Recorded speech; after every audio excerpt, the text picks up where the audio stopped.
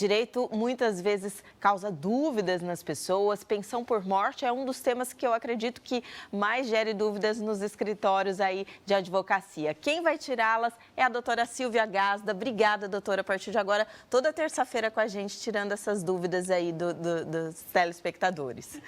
É isso aí, bom dia, Patrícia. Bom dia. É isso aí, como é importante não ficar na dúvida, né? É importante fazer valer o seu direito, né? E pensão por morte gera muita dúvida mesmo, apesar de ser um assunto já pacificado, eu acredito, pela legislação? Então, a reforma, né, agora em novembro de 2019, trouxe muita alteração na pensão por morte. Trouxe alteração na base de cálculo, nos dependentes, né, na acumulação de pensão em relação à aposentadoria e pensão por morte. Eu posso receber os dois benefícios, vai ter redução, então, e está sempre mudando, né? Pode receber, pode receber. Vamos falar de acumulação. Acumulação é bacana, né? Eu posso receber pensão por morte e aposentadoria, né? No caso, eu sou aposentada, meu cônjuge falece, eu posso receber os dois benefícios? Essa é uma dúvida bem comum. Pode, Patrícia, pode. Antes de 2019, antes de novembro de 2019, acumulava-se os dois benefícios de forma integrais. Né? Eu recebi os dois benefícios totais. Depois de 2019, há uma redução, tá? Depende do valor do benefício. Então, vamos lá, eu tenho lá um benefício de 5 mil e o outro de salário mínimo. Eu vou receber os dois benefícios, porque o que conta é o menor benefício, tá? Agora, se eu tiver lá um benefício de 5 mil e outro de 2 mil, eu vou ter uma redução. O menor benefício eu vou receber aí 60%, e aí, quanto maior o valor dos benefícios, maior a redução, tá? Esses cálculos são feitos ali no momento da pessoa receber mesmo, com auxílio de um advogado. Isso, o próprio INSS faz esses cálculos, Patrícia, entendeu? Só que daí vale a pena sempre conferir, né, se o INSS está fazendo os cálculos de maneira correta, né? Doutora, chegaram várias perguntas. Que legal. Acho que é um tema que realmente gera dúvidas. Vamos começar a responder. Se não der tempo, a gente volta nesse tema depois. A Flávia. Perdi recentemente meu marido e quero saber como ficam as dívidas depois que a pessoa morre. Passam para a pessoa que receberá a pensão, para mim, no caso? Vamos lá. Não, na verdade, a pensão, no caso aí seria, ela deve estar falando de empréstimos consignados, né? Porque normalmente a pessoa tem o empréstimo no benefício de aposentadoria, e aí a pessoa falece e aí passa a pensão por morte. Certo. Daí aí que acontece? Às vezes os bancos querem continuar cobrando na pensão por morte, tá? Ou os bancos, ou as financeiras, isso não pode, Patrícia, tá? Porque, teoricamente, esse benefício, o empréstimo, ele tem que ser excluído, né? E aí, a não ser que ele tenha dado alguma garantia aí por esse empréstimo, mas esse empréstimo era feito na aposentadoria.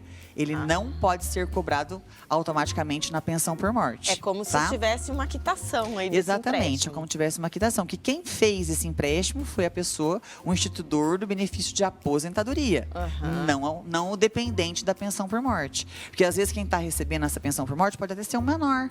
Entendeu? E aí, no caso, mas aí, no caso, não é obrigado a continuar os descontos aí no benefício de pensão por morte. Então, se estiver acontecendo, tem que rever isso daí, Isso, né? agora você não pode também ir lá na financeira e aceitar esse desconto. Às vezes você vai lá e faz uma anuência nesse empréstimo, entendeu? Entendi. Então tem que tomar bastante cautela nesse ponto. Vamos ver a próxima pergunta. Meu pai morreu e minha mãe recebeu a aposentadoria do meu pai, mas não veio integral. Por que aconteceu isso? Tem como rever? O Gabriel perguntou. Vamos lá, Gabriel. Olha como é que mudou depois da reforma, né? Hoje, como é que é o grau da pensão por morte? Antes ela era 100%. Agora ela é 50% mais 10% para cada dependente. Então, vamos lá. Se for um único dependente, então se for só a mãe do Gabriel, né? Se for só a mãe do Gabriel, a pensão por morte ela começa em 60%. Então, aí já é uma redução. Do que ele recebia do que ele recebia de aposentadoria, ela recebe 60%. Então, vamos supor que tenha a mãe do Gabriel e tenha mais um filho menor. Ela vai receber 70%. Tem a mãe do Gabriel, mais um filho menor e um filho inválido. Porque, olha, gente, olha que legal. Filhos inválidos recebem depois dos 21 anos. Porque os filhos, eles recebem até 21 anos. E quando o filho é incapaz ou inválido, ele continua recebendo e não tem prazo de cessação. Tá? Ele recebe pelo resto da recebe vida. do resto da vida. Tá? Então, no caso, provavelmente, foi por isso que teve redução, porque é 50% mais 10%. Então, se ele era aposentado, ele vai receber 60% da aposentadoria que ele recebia. Ela vai receber 60% da aposentadoria dele. Que injusto, né? Isso aí foi uma alteração da lei em 2019. Nossa! Eu também acho. E assim, e tem outras reduções, Patrícia. Às vezes, se a pessoa estiver trabalhando, a redução pode ser ainda maior. Porque daí eu tenho a base de cálculo da aposentadoria por invalidez e depois a redução que eu estava explicando agora. Entendeu? Nossa, porque tem gente que depende exclusivamente desse valor. Sim, recebe, com certeza. Né? E vamos supor, a renda já era. Já tinha essa renda, né? E às vezes ela não tem outra renda, né? E aí, às vezes, paga aluguel e outras coisas, né?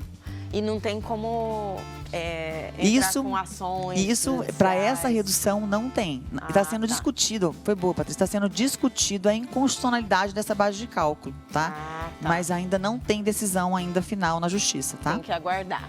A Carla perguntando, meu pai recebe aposentadoria do INSS e está muito doente. Caso venha a faltar, minha mãe receberá seu benefício integral e automaticamente ou não? Acho que complementa a pergunta do Gabriel.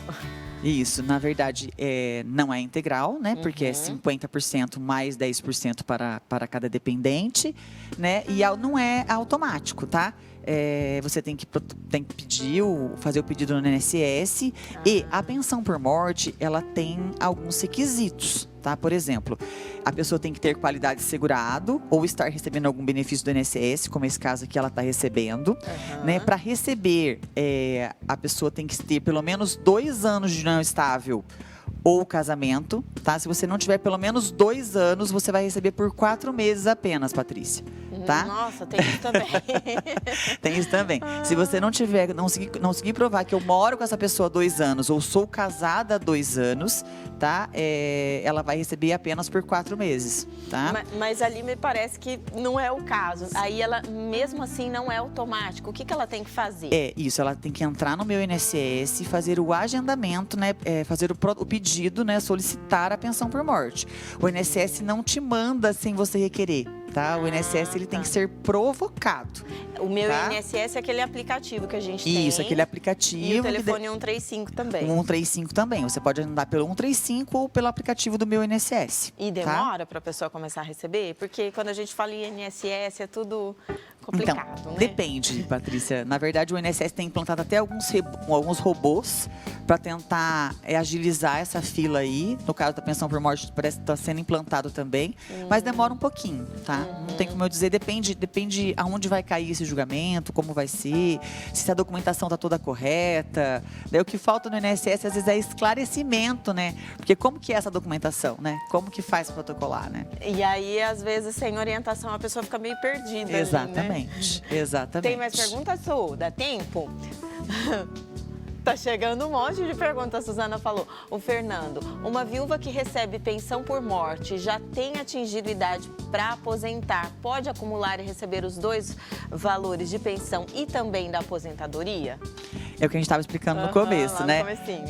Pode sim, tá? Vai receber os 2 benefícios, ela vai receber a pensão e a aposentadoria.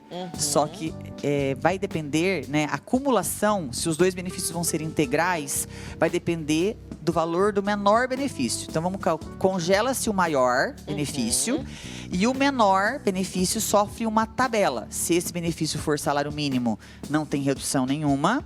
E aí vai reduzindo de acordo com o valor do benefício menor. Certo. Tá? Um exemplo, então, que você deu, se a pessoa tiver no menor ali R$2.000, vai dar uma reduzidinha. Isso, vamos lá que eu tenho um benefício de 5.000 e o outro de 2.000. O de 2.000 eu vou receber 60%, tá? Tá. Vou receber 60%. Mantenho o de 5.000 e recebo 60% de 2.000. Nunca menos que o salário mínimo. Acho que daí vai cair pro salário mínimo esse segundo, né? Eu nunca recebo menos que o salário mínimo. Certo. Tá? Vamos ver mais uma perguntinha aqui, o que der a gente vai respondendo. Gente, o Leandro, quem recebe pensão por morte tem direito a 13º? Pergunta legal. Curioso isso, tem. Nunca pensei. Tá, pensão por morte tem direito a 13º. O único benefício, Patrícia, do INSS que não tem direito a 13º é o BPC. o antigo LOAS, que a gente chamava LOAS. Ele é o benefício de prestação continuado. Ele pode ser ao idoso e ao deficiente, tá? Essa é a dica. Se o benefício da pessoa não tem 13º, não gera pensão por morte, porque daí não é uma aposentadoria. Ah, Você tá. entendeu? Entendi. Tá? Então, se não tem 13º, não gera pensão por morte. Se a aposentadoria tem 13º, vai ter direito à pensão por morte. E aí tá? vai ter direito a 13º mesmo Na pensão por morte. fase da Isso, a pensão por morte tem direito a 13º. Tá? Certo. Mais uma, gente. Muito obrigada aí o pessoal que tá mandando. Eu me chamo Vera. O pai do meu filho faleceu há 2 anos e até agora o INSS não liberou a pensão por morte dele. Lembrando que ele é interditado e tem 29 anos, o filho, né? Olha que legal. É o que a gente estava comentando agora há pouco. Filhos maiores incapazes, tá? Esses filhos têm direito a receber a pensão por morte, independente da idade, tá? Lembrando que eles têm que ser inválido antes do óbito. Tá? Ah, certo. Eu não posso. Houve o óbito e depois disso a pessoa ficou inválida. Às vezes incapaz. sofreu um acidente Isso, e depois. Não, isso. O óbito tem que ser. A incapacidade ou a invalidez tem que ser antes do óbito. Tá? Aí, no caso, ele vai ter direito. Aí ela pergunta, faz 2 anos, já tá parado no INSS, né? O que ela pode fazer é entrar com uma ação via judicial, tá? Às vezes, como o INSS está com uma fila gigantesca, Patrícia, às vezes é mais...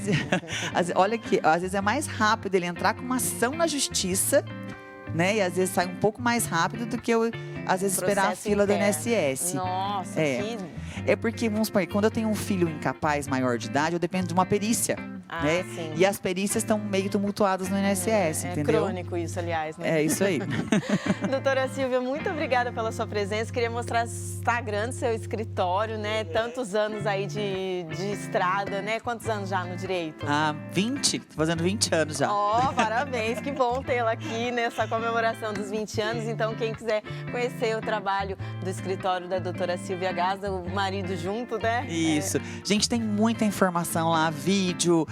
A gente sempre gosta de informar as pessoas, que a informação é tudo, né, Patrícia? Exatamente. Então, assim, deixa curte a gente lá, né? Segue a gente e deixa a sua pergunta lá também, que você vai ser respondido. Ai, que bacana. E as perguntas que não foram respondidas aqui hoje, a gente volta em outro momento falar sobre pensão e toda terça-feira a doutora Silvia tirando várias dúvidas em várias áreas do direito. Muito obrigada pela sua presença mais uma vez. Obrigada, Patrícia. Até mais. Até.